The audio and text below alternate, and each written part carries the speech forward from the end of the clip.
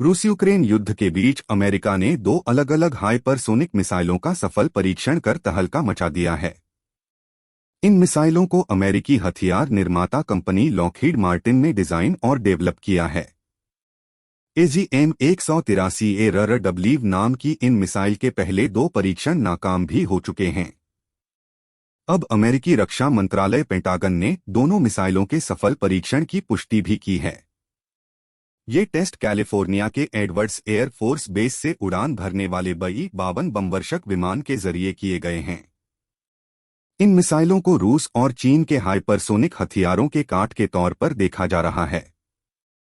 रूस ने तो यूक्रेन युद्ध में कम से कम 2 बार हाइपरसोनिक मिसाइलों का इस्तेमाल किया है।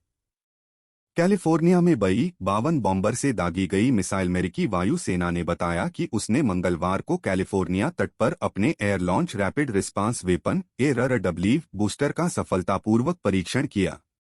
वहीं लॉकहीड मार्टिन ने कहा कि इस सफल परीक्षण air launch rapid response weapon की परिचालन हाइपरसोनिक स्पीड तक पहुंचने और सामना करने की क्षमता को प्रदर्शित करते हैं।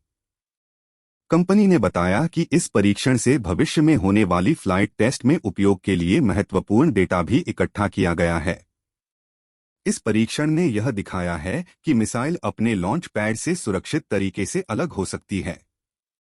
84892510 अब बूस्टर और वॉरहेड के साथ होगा टेस्ट। आर्मामेंट डायरेक्टरेट के प्रोग्राम एग्जीक्यूटिव ऑफिसर और अमेरिकी वायुसेना के ब्रिगेडियर जनरल हीथ कॉलिंस ने कहा कि हमने अब अपनी बूस्टर टेस्ट सीरीज पूरी कर ली है और इस साल के अंत में ऑल अराउंड परीक्षण के लिए आगे बढ़ने के लिए तैयार हैं।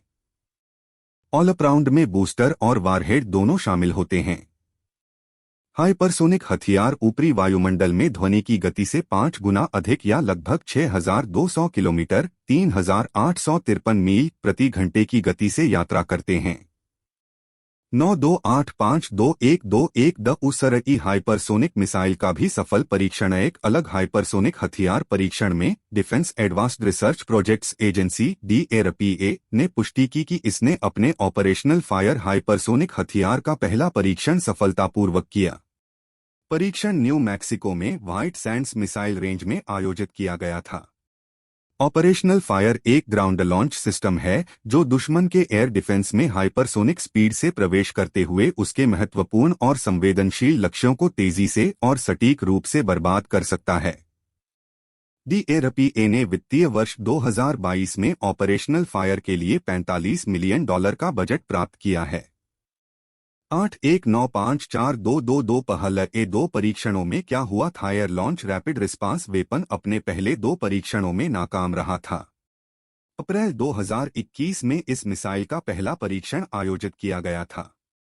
तब यह मिसाइल कैलिफोर्निया के एडवर्ड्स एयर फोर्स बेस से उड़ान भरने वाले BE-52 विमान के विंग से रिलीज ही नहीं हो सकी थी, जिसके बाद विमान की सकुशल लैंडिंग करवा ली गई थी।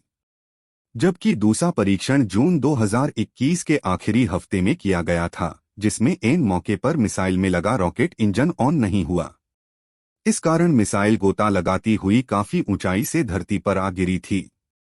इस मिसाइल के लगातार 2 परीक्षणों के विफल होने से अमेरिकी हाइपरसोनिक मिसाइल कार्यक्रम को तगड़ा झटका लगा था।